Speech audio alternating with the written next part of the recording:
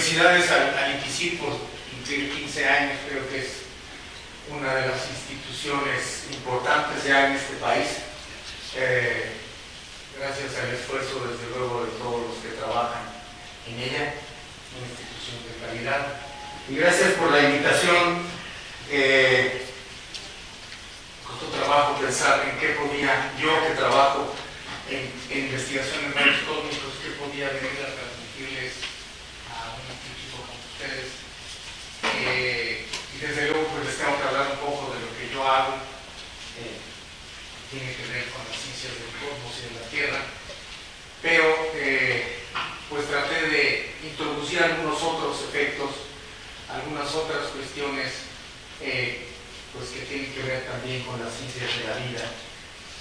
Por lo mismo, lo pretencioso del título pues va a ser una visión a ojo de pájaro, entonces es más un breviario cultural que otra cosa, pero desde luego al final de la charla, si hay preguntas, y espero que las haya, pues que puedan la respondo, y si no les digo dónde pueden estudiar para contestarles.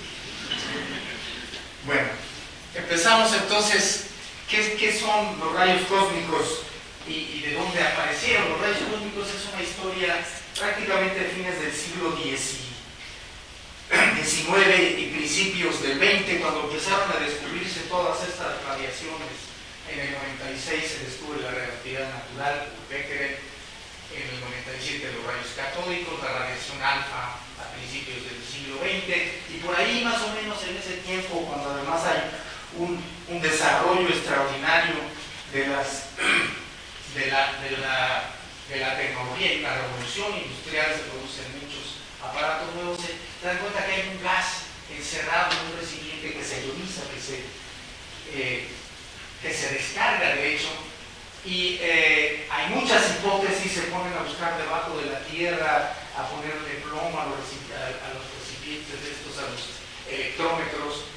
Y en 1912 la conclusión es inescapable: la ionización crece hasta 5 kilómetros de altura.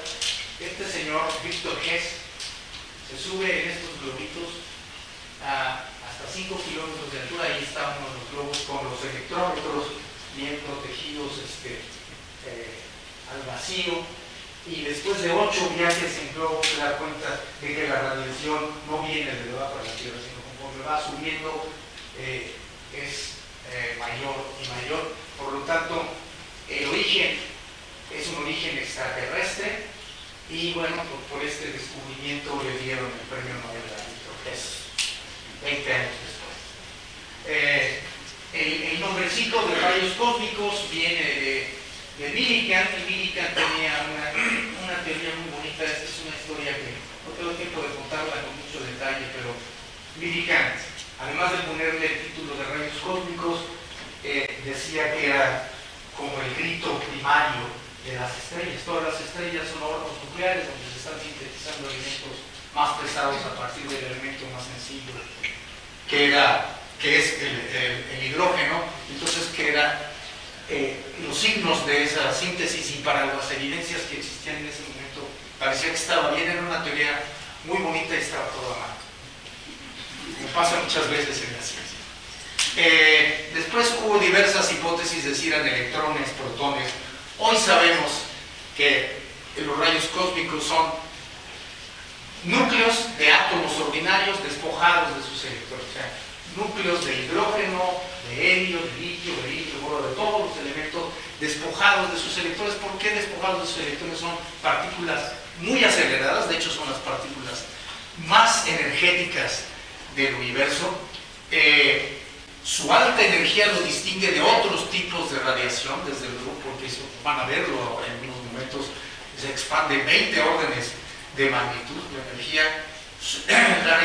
Está formada, como les decía, de protones, partículas alfa y núcleos hasta el plomo. Eso lo sabemos hasta 10 a la 16 electronvolts. Es difícil así imaginarse qué significa 10 a la 16 electronvolts. Por ejemplo, 10, lo que me sé es 10 a la 12 electronvolts es la energía que uno necesita para mover un grano de arroz 1 centímetro. 4 órdenes menos de magnitud menos que eso. Eso es una energía digamos, macroscópica que podemos imaginar, pero esta energía viene contenida en partículas subatómicas. Entonces, ¿qué bichos hay allí en el universo que aceleran partículas que les pueden dar tanta energía como la energía que podemos imaginarnos ya en términos macroscópicos? Bueno, pues hay muchas. Una de las cosas que tenemos que ver es de dónde vienen, qué son los rayos cósmicos y si son bichos raros o son cosas más o menos comunes en el universo. Aquí las barritas en rojo son las abundancias en el sistema solar, y les podría haber puesto también las abundancias en la galaxia, no difiere mucho. Y la línea azul son las abundancias en rayos cósmicos galácticos, van a ver GCR, Galactic Cosmic Rays, perdón que no la traduje, y hasta los 10 a la 16 electrónvolts. Y estos son los elementos. Esto no es propiamente una gráfica, es una representación gráfica, aunque no sea una gráfica. Aquí está el hidrógeno y llegamos hasta el iridio, ¿no? Son todos los elementos de la tabla periódica. Y lo que vemos es que las abundancias son más o menos iguales, pero hay una gran diferencia en abundancia. Esta es una escala logarítmica, va desde 10 a la menos 4 hasta 10 a la 6, o sea, hay 10 órdenes de magnitud de este lado, y de este lado solamente vamos contando el número del elemento. Entonces vemos que las abundancias se parecen mucho a las del sistema solar, pues puedo decir las de la galaxia, con las de los rayos cósmicos, excepto en ciertas regiones. La primera región muy conspicua es esta: litio, berilio y boro. Hay mucho menos en el universo en general, en la galaxia, en el sistema solar, que lo que hay en los rayos cósmicos. Si se fijan, son como 10 a la 5, o sea, hay 10.000 veces más litio, berilio y boro en los rayos cósmicos que en el universo en general. Entonces esto plantea una pregunta: ¿de dónde vienen? A ver, esto es parte de las ciencias del cosmos que hay que estudiar. ¿Dónde se producen los elementos? Pues se producen en las estrellas, en los núcleos de las estrellas. Yo digo, cuando hablo de estas cosas, las estrellas son como las cocinas del universo. Todo el material que existe en el universo eventualmente se sintetizó en una estrella. Entonces, es que no se pueden sintetizar estos elementos en los interiores estelares. Bueno, sí hay reacciones, y perdón por los que no entiendan esta terminología. El helio 3, el isótopo 3 del helio, puede producir deuterio y un rayo gamma, y en una interacción con deuterio, produce rayos gamma y produce litio 5. También hay otras reacciones que producen berilio 6, berilio 7, pero tienen una cosa que se llama el factores, secciones eficaces muy pequeñas, o sea, es muy difícil producir estos elementos, y muchos de ellos son muy inestables. El litio produce luego helio, el berilio también produce helio, el berilio 7 se rompe, y entonces son elementos que sí se producen en reacciones nucleares, sí se producen en reacciones estelares, pero se deshacen inmediatamente. Entonces, ¿por qué hay tan poquitos en el universo y hay muchos en los rayos cósmicos? Bueno, el litio, berilio y boro viene de las colisiones de elementos más pesados con el gas que hay en el medio interestelar, principalmente hidrógeno molecular. Y bueno, esta ha sido una de las pequeñas contribuciones, y desde luego de las cosas que les voy a platicar es una selección muy personal, hay muchas otras cosas. Aquí hay otra evidencia de que hay este tipo de reacciones. Este es un mapa de la galaxia en la que vivimos, de la Vía Láctea. Este es el disco galáctico donde hay más material, y donde hay más material es donde hay más emisión. Esta es la emisión de rayos gamma en la galaxia. Entonces la intensidad de rayos gamma es proporcional a la densidad. Perdón. ¿Ahí está bien? ¿Está bien?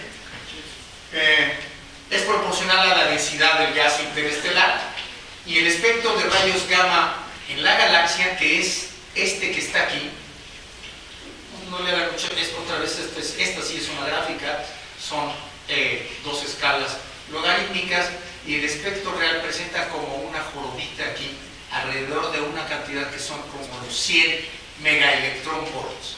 Bueno, resulta que Los piones, que son partículas subatómicas, los piones neutros, generan rayos gamma y tienen un pico a 70 MeV. Esta es la gráfica de las interacciones nucleares, que coincide más o menos con la joroba de este espectro. Tal vez ustedes no lo pueden notar desde allá.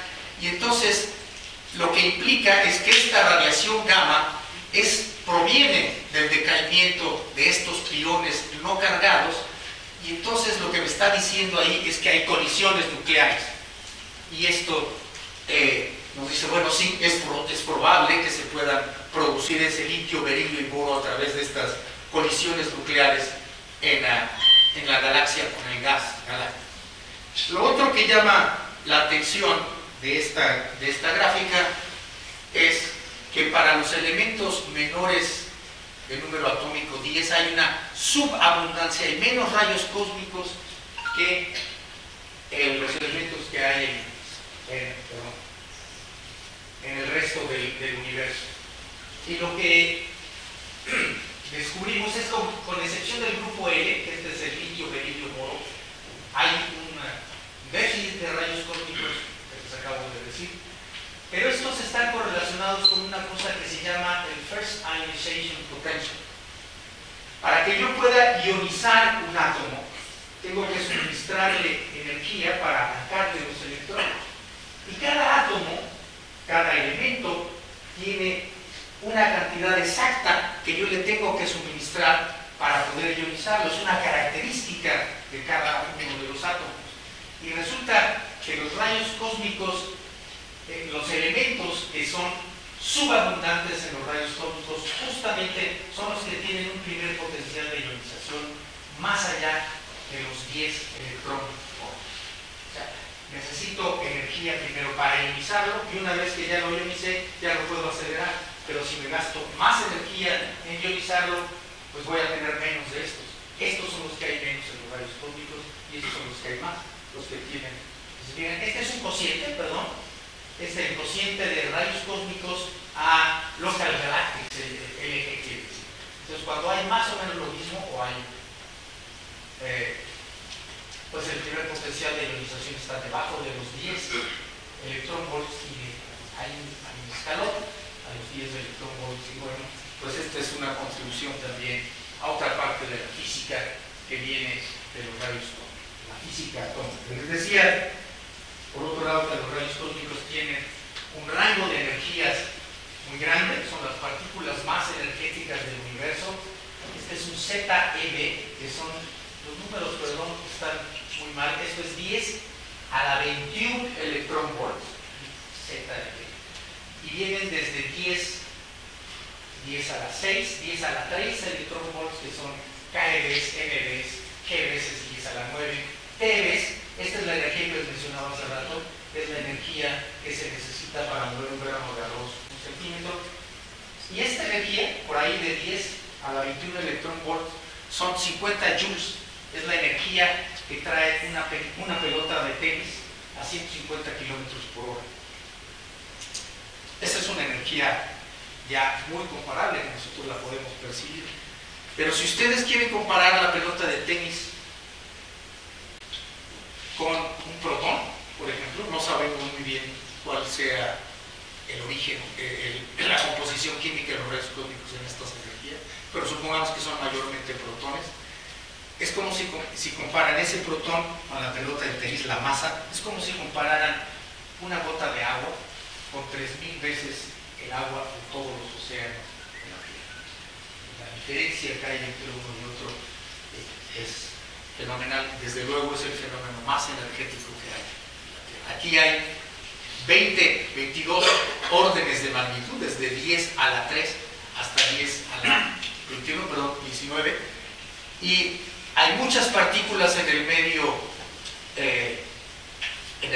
solar. Este es el viento solar, hay partículas que emite el sol, en fin, no le da el caso. Y los rayos cósmicos galácticos, de lo que más vamos a estar hablando aquí, son estos. Aquí hay una región interesante y aquí hay otra región interesante, de lo demás no vamos a hablar.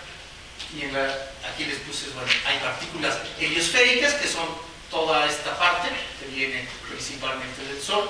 Los rayos cósmicos de baja energía, es esta región.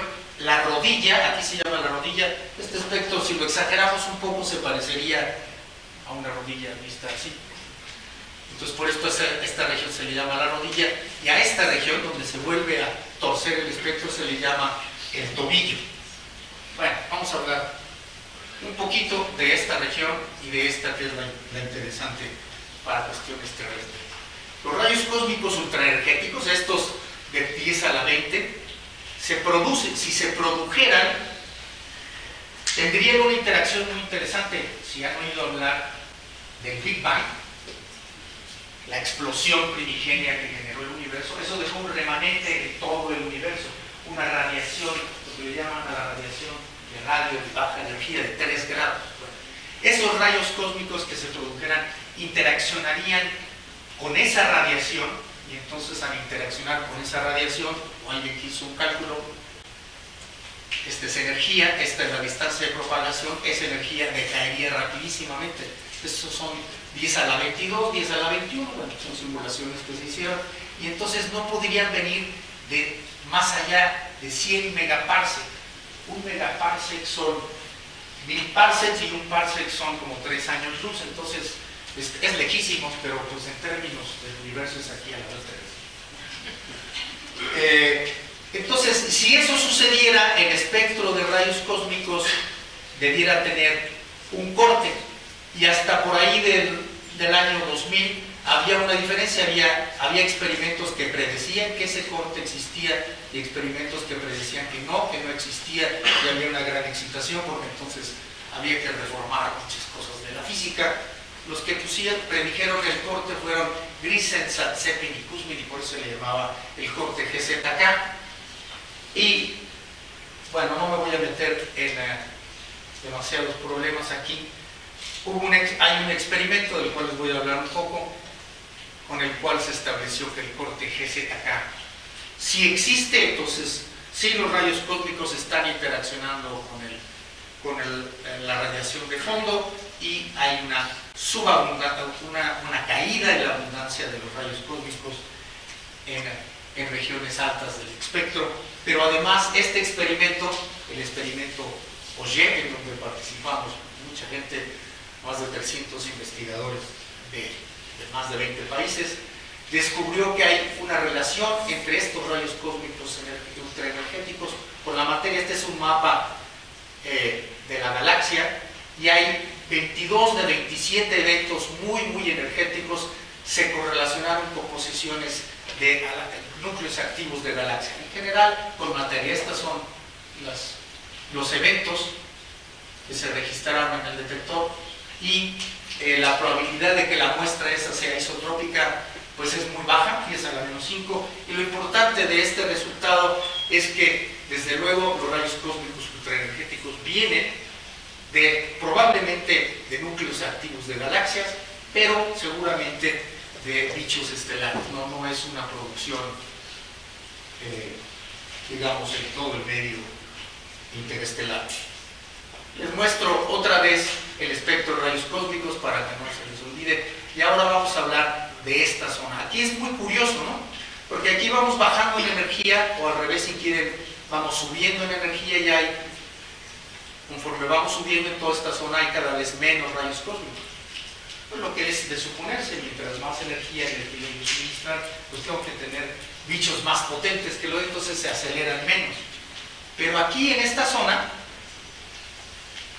hay una curva, sucede lo contrario. Yo subo en energía y tengo menos rayos cósmicos, o lo tengo plano. Bueno, el efecto que sucede aquí tiene que ver mucho con eso. Y lo que no les mencioné es cuántos órdenes de magnitud hay aquí. En abundancia, esto es 10 a la 16 y esto es 10 a la menos 30. O sea, hay 46 órdenes de magnitud. Son trillones de trillones la diferencia entre la abundancia de los rayos cósmicos de más baja energía a los de más alta energía. Entonces aquí sucede que los rayos cósmicos llegan a las inmediaciones del Sol, y algo pasa. Bueno, es que el Sol El Sol no es esa bola de luz que ven ustedes salir, no es solo esa bola de luz que ven ustedes salir por el oriente y meterse por el occidente todos los días, sino el Sol llega mucho más allá. De hecho, nosotros estamos dentro de eso. Existe una cosa que se llama el viento solar, que la podemos ver durante eclipses o con aparatos que se llaman coronógrafos, que tapan el disco solar. Esta es una manera, esto es durante el eclipse de 1991 aquí en México, y esto es durante otros eclipses en distintos tiempos. Y lo que se ve es que el Sol se está expandiendo. No solo se está expandiendo, sino que además tiene una cierta estructura y no es siempre igual. No se ve igual la expansión del Sol en 1973 que en 1991 o en 94 o en 80. El Sol cambia, el Sol tiene un ciclo de actividad que dura aproximadamente 11 años. Este y estos dos eclipses fueron durante el máximo solar y este fueron durante el mínimo solar. Se fijan que es muy distinta la corona, y los que tengan muy buenos ojos, estén muy cerca, van a ver que estas son estructuras y hay como líneas. Todos hemos hecho el experimento del imán. Ahí que le ponemos un cartón y luego arriba granalla de fierro, y estos se alinean con la estructura del campo magnético. Bueno, pues esta es una manera, un dibujo muy parecido a lo que sucede con ese experimento, y lo que hay ahí, lo que nos está diciendo es que ahí hay partículas que están atrapadas, partículas cargadas, que nos están pintando las líneas del campo magnético. Entonces hay campos magnéticos muy intensos en el Sol, y el Sol se está expandiendo. ¿Por qué? Porque el Sol se calienta mucho y no sabemos por qué. Hay algunas hipótesis, pero esta es una gráfica, también es log, o sea, logaritmo aquí, logaritmo acá. Esta es la densidad del Sol, que va decayendo conforme vamos saliendo, y esta es la temperatura. Y de repente, en una zona muy pequeñita, de unos cuantos cientos de kilómetros, el Sol de algunos miles de grados se calienta hasta alrededor de 1 millón de Kelvin. Pues algo sucede, y tenemos evidencia de que sí sucede, porque hay líneas espectrales. Cada elemento con cierta ionización tiene líneas espectrales y nos está hablando de la temperatura. Entonces el Sol se expande y genera la corona, y eso se expande mucho más allá y llena todo el medio interplanetario. Lo llena de tal manera que la cavidad que hace el Sol en el medio interestelar llega más o menos hasta los 100, este es un dibujo viejo, llega hasta las 100 unidades astronómicas. O sea, desde el Sol, y ahí están pintadas las órbitas de los planetas, hasta esta distancia son como 100 unidades astronómicas. El viajero 1, que ya no está aquí, y el viajero 1 está en los límites de la heliosfera, en la cavidad que el Sol hace en el medio interestelar, está por ahí de los 120 unidades astronómicas, y ya está en el medio interestelar. Ya conocemos el medio interestelar. Entonces, bueno, pues esta es una de las fronteras importantes que ha cruzado la humanidad. Y bueno, lo otro interesante que es importante para los rayos cósmicos es que este viento solar es un plasma, es un gas que está ionizado, donde están separados los electrones de los núcleos, y entonces es altamente conductor. Y cuando yo tengo un gas altamente conductor, los que son físicos, conocen de física, saben que cuando hay una conductividad muy grande, el cambio en el campo magnético es prácticamente cero. Eso es lo que nos dice la ley de Faraday. Entonces, si el campo magnético no puede cambiar, porque la conductividad es muy alta, entonces ese plasma, ese gas que se va yendo del Sol, arrastra consigo al campo magnético del Sol. Pero el plasma va saliendo de manera radial y el Sol va rotando. Entonces, cada pedacito de plasma se va moviendo de manera radial, pero el origen de cada uno de estos pedacitos va rotando, va cambiando. Y como el origen es el origen de esa línea de campo magnético, la estructura del campo magnético interplanetario es una espiral. Este es una animación que representa más o menos cómo es ese campo magnético en el medio interplanetario. Si muchos de ustedes han visto las regaderas de jardín que rotan, bueno, cada gotita se va moviendo radialmente, pero el origen de todas las gotitas me hace una espiral. Bueno, eso es lo que sucede con el campo magnético interplanetario. Y otra cosa que sucede es que el eje del campo magnético interplanetario del Sol y el eje de rotación del Sol no están alineados, tienen 11 grados de diferencia. Entonces, cuando el Sol rota,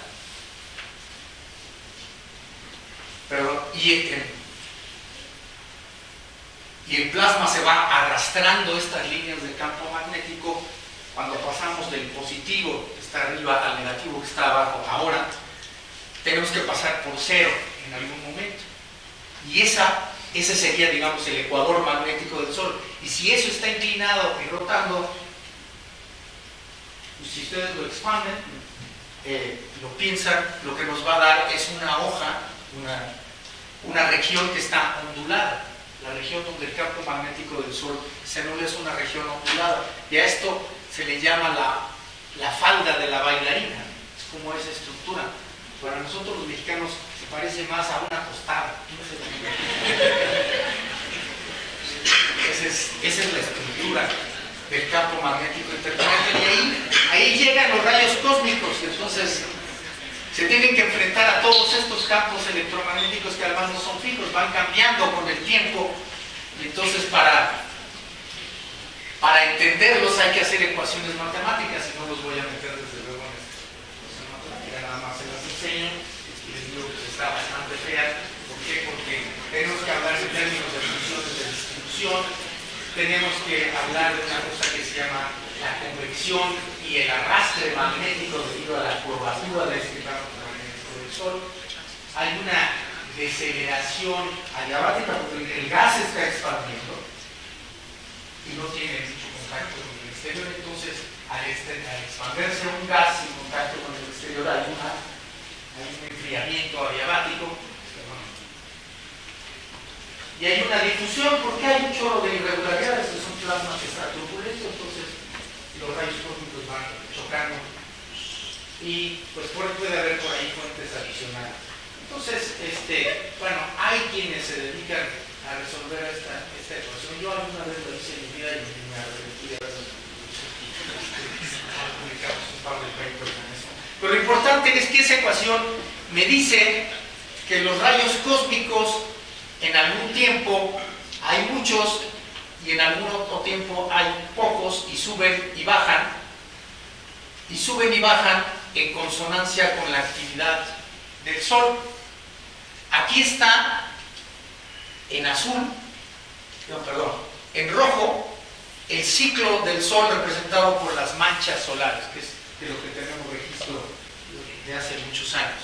Las manchas solares están en rojo y tienen un mínimo y un máximo, y luego otro mínimo y luego otro máximo, y así. En rojo y en azul están los rayos cósmicos. Y si se fijan, cuando el Sol está muy poco activo, hay muchos rayos cósmicos. Cuando el Sol está muy activo, hay pocos rayos cósmicos. Entonces hay una anticorrelación de la actividad del Sol con la abundancia de rayos cósmicos. Entonces, estudiar estos rayos cósmicos es hacer física solar, estudiar los rayos, la abundancia, las variaciones, etcétera. Lo que estamos haciendo es estudiar al Sol. El Sol tiene muchos fenómenos, entre otros estas cosas gigantescas que son las prominencias solares. El tamaño del punto rojo es más o menos el tamaño de la Tierra, para que se imaginen qué tamaño. Inmensas explosiones. Y a veces estas cosas se rompen por inestabilidades magnéticas y se expulsan al medio interplanetario y surge una cosa que se llama las eyecciones de masa coronal, que es plasma que viene del Sol a grandes velocidades. Los que estén muy adelante o tengan muy buenos ojos pueden ver que incluso aquí hay espirales. Ahí hay material atrapado por espirales y está quitando el campo magnético. Eso es lo que se llama una nube magnética. Y eso de alguna manera afecta a los rayos cósmicos que hay en el medio interplanetario. El Sol también emite fulguraciones en donde hay emisiones desde el ultravioleta, rayos X, rayos gamma y partículas energéticas. Estas eyecciones de masa coronal son grandes cantidades de plasma que pueden generar incluso discontinuidades grandes en el medio interplanetario que se llaman ondas de choque. Y estas fulguraciones y las eyecciones de masa coronal están como emparentadas, nadie sabe bien, son como el huevo y la gallina, ¿no? Pero tienen un origen común. ¿Por qué se forman estas cosas? Pues simplemente porque en el Sol hay muchos campos magnéticos y de repente se encuentran campos magnéticos de polaridad diferente, entonces el campo magnético se anula y abre las puertas del gas que está ahí encerrado y sale, y hay evidencias, pues hay evidencias de que esto sucede en regiones de los rayos X y en otras regiones también. Ahí están pintadas esta región, aquí se está emitiendo, aquí también. Y bueno, esto me da algunas contribuciones de lo que sucede en la producción de rayos cósmicos solares con altas energías, con física de radiaciones. Aquí esta es otra gráfica de algo que está sucediendo en el Sol, en donde hay líneas de captura de neutrones, por ejemplo, donde me está dando evidencia de que existen reacciones nucleares en la atmósfera del Sol, no solo en el núcleo del Sol, sino también en la atmósfera del Sol se están generando neutrones, se están generando rayos gamma, estos son rayos gamma, y después unos días, un par de días después de unas cuantas horas, perdón, no un par de días, logramos observar un aumento de partículas grandísimo en satélites que hay en la Tierra. Otra vez, esta es una gráfica logarítmica en el eje vertical y lineal en el eje horizontal. Este es el evento que le llaman el evento de Halloween, porque justo sucedió el 28 de octubre del 2003, creo que fue uno de los eventos más grandes. Si se fijan, esto siendo una gráfica logarítmica, hay un aumento de partículas de 1, 2, 3, 4 órdenes de magnitud. O sea, 10.000 veces más partículas de energías, por ahí de 10 MeV o hasta 100 megaelectronvolts. Esto es lo que emite el Sol. Por ahí lo mencioné. A veces el Sol emite neutrones en estas reacciones nucleares, y los neutrones lo que tienen la ventaja es de que no están afectados por todos los campos electromagnéticos del medio interplanetario y de la Tierra. Entonces lo que estamos viendo cuando vemos neutrones es que estamos viendo información de la fuente.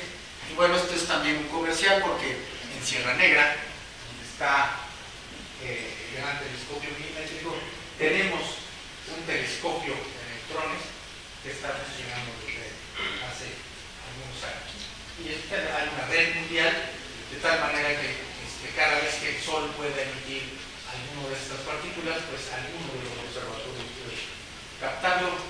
Es un detector muy sencillo, creo que no vale la pena entrar en detalle de cómo funciona, pero algunos eventos hemos encontrado, por ejemplo, el 7 de septiembre, aquí ven una fotografía en un canal, en otro canal, desde de más baja energía hasta de más alta energía, que tienen una significancia estadística importante todos, y nos dice cosas del Sol. Creo que la base de una tesis doctoral.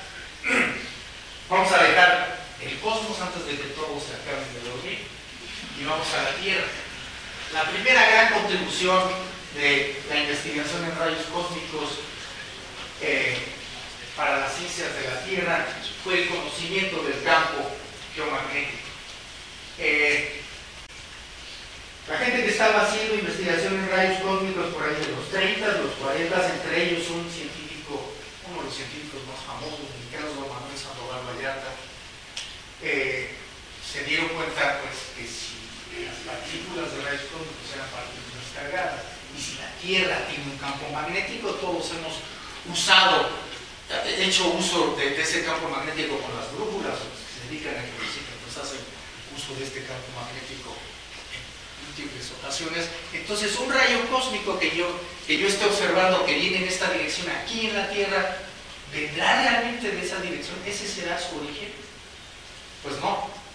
No, porque atravesó el campo magnético de la Tierra. Entonces, para saber de dónde viene ese rayo cósmico, dónde entra al campo magnético de la Tierra, yo tengo que saber cuál fue el camino que siguió.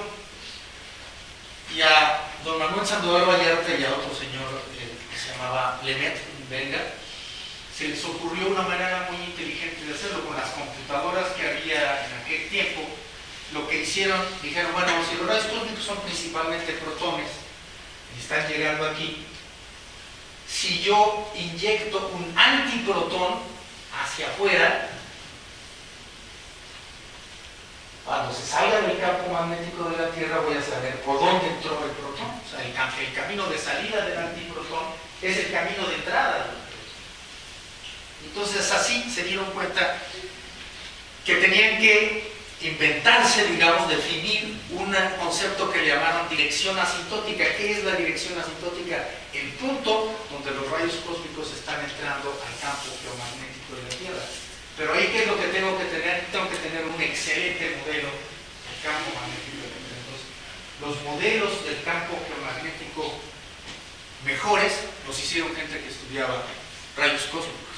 Bueno, este es un ejemplo de cómo está este trabajo que hicimos para saber de dónde vienen los rayos cósmicos que llegan a la estación de la Ciudad de México.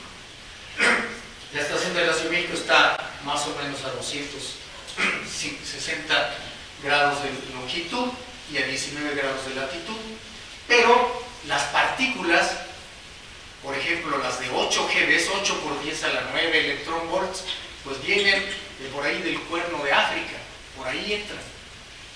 Y conforme va subiendo en energía, pues van entrando más cerca de la estación, porque mientras más energía tienen las partículas, menos son afectadas por los rayos cósmicos. Y hay otro efecto importante, por ahí de los 8 GeV hacia abajo en energía ya no entra nada.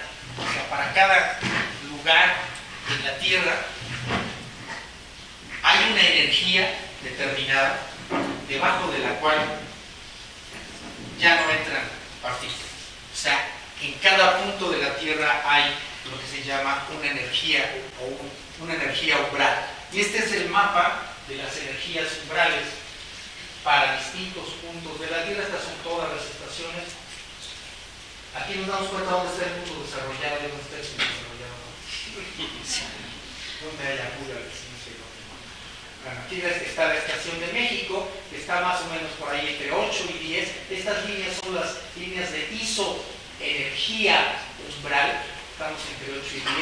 En los polos es 1 y esto está en unidades de Gauss. Bueno, lo importante es que se den cuenta es que mientras más nos acercamos al ecuador, más alta es la energía que tienen que tener las partículas para llegar, y el ecuador de rayos cósmicos está por ahí, en la zona de Tailandia, coincide más o menos, no con el ecuador geográfico de la Tierra, pero con el ecuador magnético.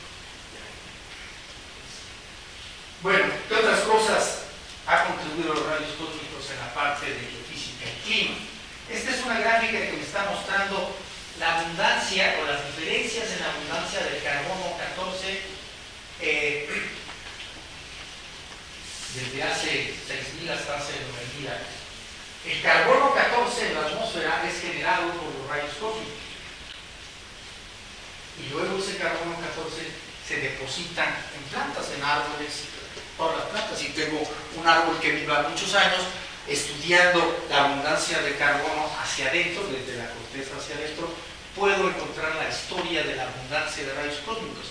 Y si encuentro la historia de la abundancia de rayos cósmicos, estoy encontrando la abundancia, la actividad solar. Si hay muchos rayos cósmicos, es porque hubo poca actividad solar. Si hay pocos rayos cósmicos, es porque hubo mucha actividad solar. Esta es esa diferencia en carbono. Y luego esta otra gráfica es una gráfica de un isótopo de hidrógeno, el oxígeno 18 encontrado en cuevas. Y el oxígeno 18 es un isótopo que me dice la temperatura de la Tierra. Algunos de ustedes les tocarán incluso inferior.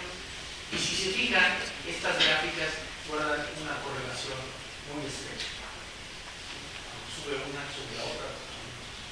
Lo cual quiere decir que la actividad del Sol, que ha sido, digamos, depositada o sellada en los rayos cósmicos, se manifiesta en los rayos cósmicos, ha afectado el clima de la Tierra, ha afectado la temperatura de la Tierra a lo largo de los siglos.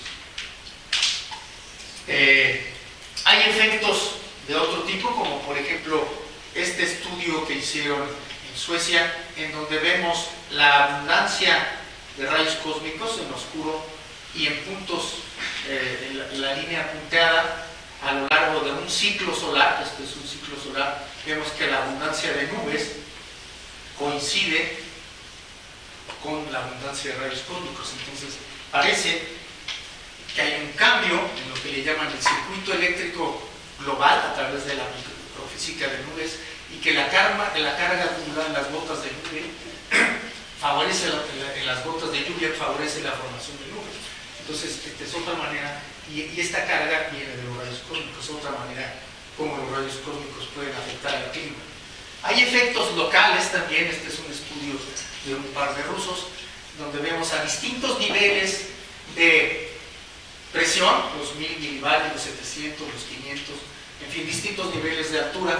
Lo que vemos es que cuando hay una tormenta de rayos cósmicos de este tipo, que se llama un efecto Forus, que son causados por aquellas eyecciones de masa coronal que les mostré hace rato, de repente tenemos una intensidad de rayos cósmicos y decrece a veces hasta un 20% y se recupera en unos cuantos días. Bueno, este le llaman el día cero, que está marcado aquí.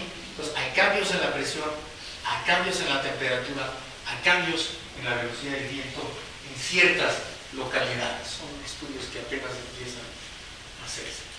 Las tormentas eléctricas. También, bueno, es lógico pensar que si yo tengo un campo eléctrico en la Tierra y ese campo eléctrico está cambiando drásticamente, como durante una tormenta eléctrica, algo le va a suceder a las partículas cargadas que son los rayos cósmicos. Y en efecto, se han encontrado efectos locales de corto periodo, de algunos minutos, y efectos de largo periodo, de varias horas, que han estado asociados con tormentas eléctricas y lluvia. Nosotros hicimos alguna contribución, un grupo de Italia, un grupo Rusia también ha estudiado estas cosas. Y bueno, estamos descubriendo que también los rayos cósmicos nos dicen algo sobre la tormenta magnética. Es una de las cosas importantes aquí, es que, bueno, los rayos ya son la manifestación de que el campo eléctrico está ahí, pero el campo eléctrico en la atmósfera se va construyendo poco a poco. Dura unos minutos, unas horas a veces, y los rayos cósmicos pueden traer ese sello y pueden ser hasta predictores de tormentas eléctricas. Todavía no lo sabemos muy bien, estamos averiguando, pero después. Bueno, eso en cuanto a cuestiones climáticas. Pero hay algo más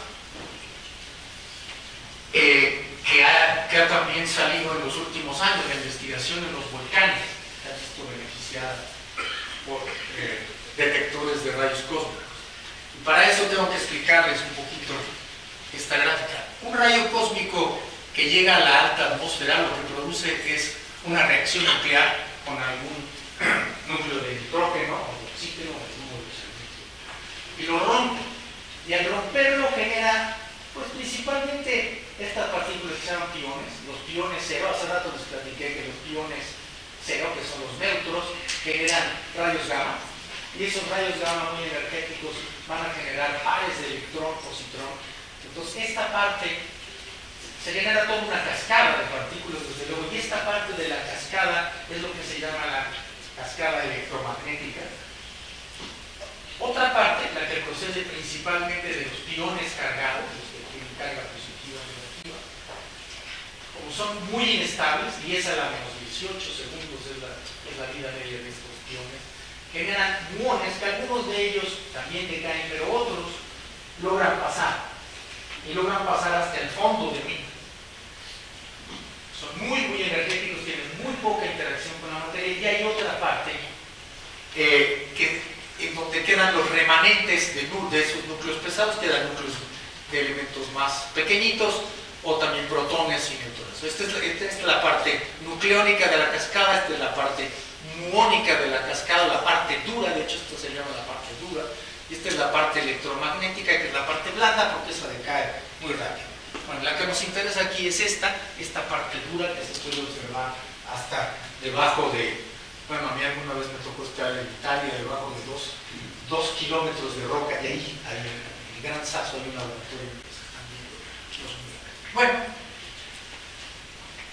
a ver si con esta caricatura se entiende. Aquí vienen los muones. Aquí puedo tener unos detectores de muones. Y aquí, bueno, es un camión que ejemplifica lo que puede suceder. Si yo tengo un cajón más o menos vacío de los muones que van a ser observados en los detectores que yo pongo abajo del camión, bueno, pues va a haber muy poca dispersión de esos muones.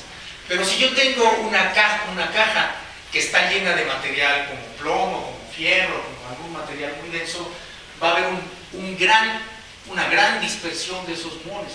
Y entonces con los detectores de aquí abajo, sin necesidad de meterme al camión, yo puedo saber dónde hay material denso y dónde está vacío. De hecho, esta técnica no es muy nueva.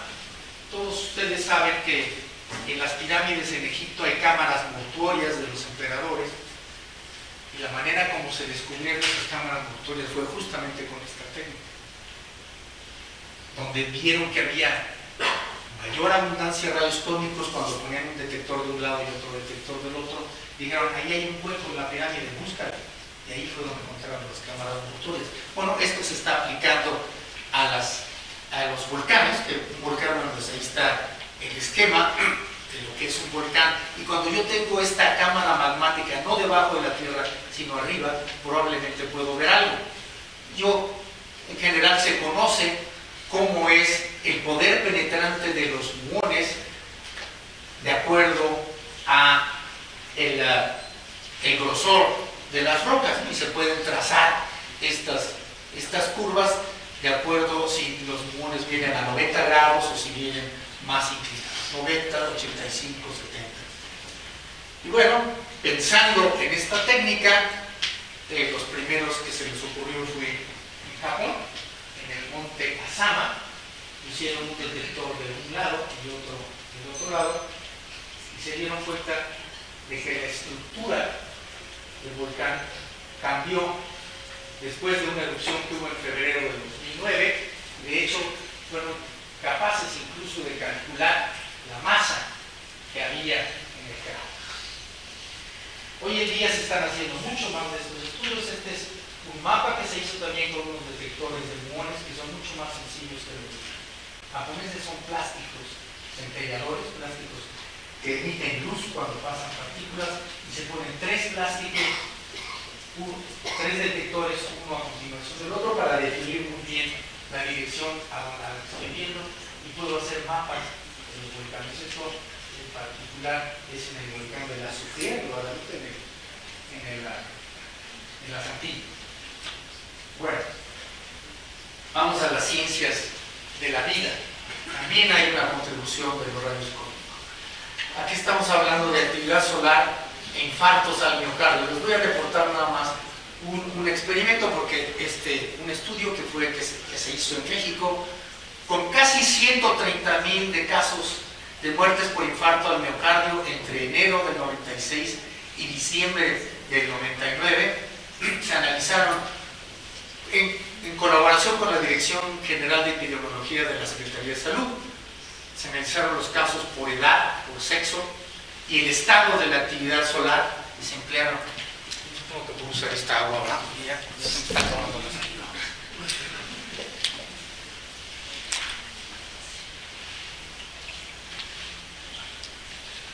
Y se emplearon técnicas de análisis espectral.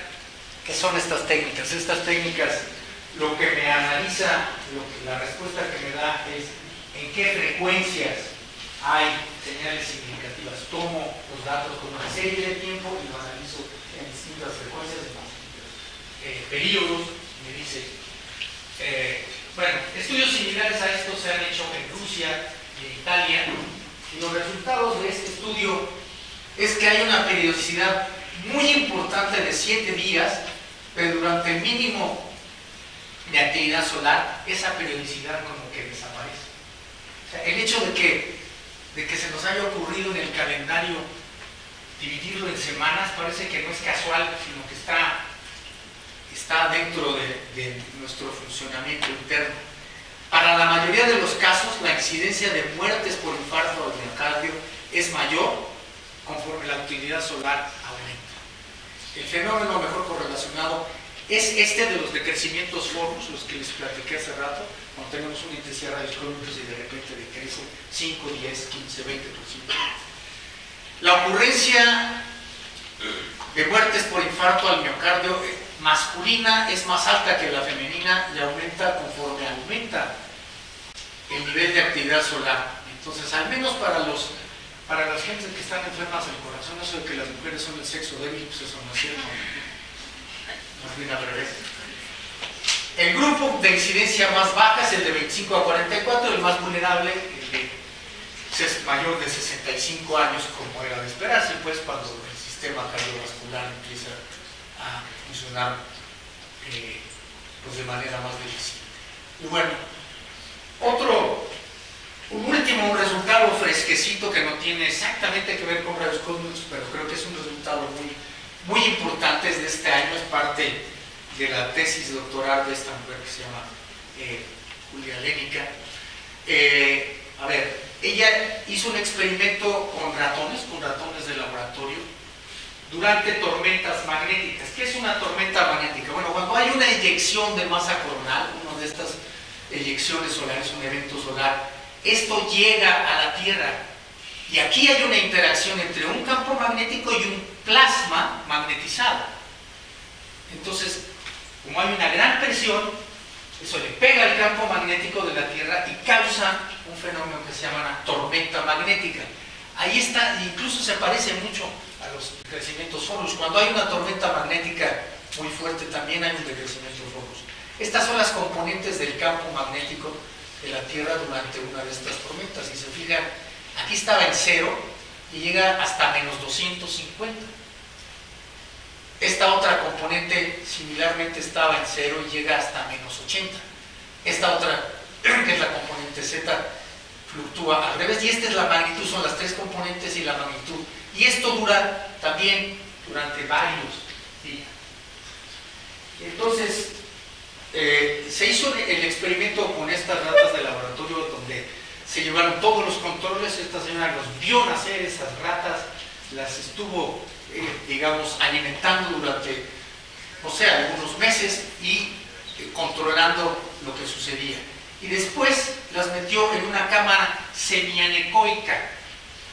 Las cámaras anecoicas o semianecoicas son las que eliminan todo el ruido, en especial el ruido electromagnético. No hay contribución de ruidos electromagnéticos que causan la estación de radio, las fuentes de luz, etc. Entonces están aislados. Y resulta que en algún momento, cuando estaban los ratones en esta cámara semianecoica, sucedió una tormenta magnética en la Ciudad de México, y eso sí, no lo puede filtrar la cámara semianecoica. Y lo que estaba estudiando es los cambios en la presión arterial. Se dio cuenta de que había un cambio significativo en la presión arterial durante esta tormenta magnética. Bueno, lo que hicieron después es construir una bobina que pudiera generar campos electromagnéticos y que pudiera reproducir la estructura de esa tormenta magnética. Y lo que encontraron es que durante la tormenta magnética había una alteración, ahí está, esto está en días, ¿no? Había una alteración significativa de la presión de los ratones con la tormenta magnética generada artificialmente, esa señal. Entonces, este al menos es el primer, y aquí está el grupo control, los no estimulados. Entonces hay una diferencia significativa en la variación de la presión magnética, de la presión arterial con esta variación en la tormenta, en el campo magnético de la Tierra. Este es el único experimento, al menos que yo tengo conocimiento, en donde se haya podido reproducir uno de estos fenómenos y haya producido el mismo efecto en los seres vivos. Y por eso se los quise reportar, aunque no tenga directamente que ver con rayos cósmicos, pero sí tiene que ver con el Sol. O sea, el Sol está afectando de alguna manera a la biota en la Tierra. Y bueno, vamos a hacer un resumen ya. Los rayos cósmicos son principalmente núcleos de materia común, hasta más o menos 10 a la 16. Sus energías se extienden, como les dije, desde unos cuantos electronvolts hasta 10 a la 20. Es un fenómeno único en el universo.